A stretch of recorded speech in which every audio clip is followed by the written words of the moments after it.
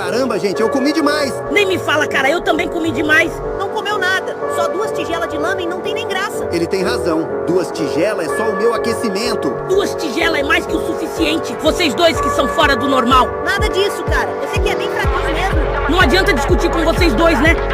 Aliás, porque o Saitama está lá em cima. Eu acho que ele está pegando ventinho naquela careca ofuscante dele. Eu estou ouvindo vocês aí embaixo, viu? Se continuar falando da minha careca, vou jogar esse barco no espaço. Luffy, eu acho melhor você não irritar o Saitama. É melhor você deixar isso comigo. Vou deixar ele irritar.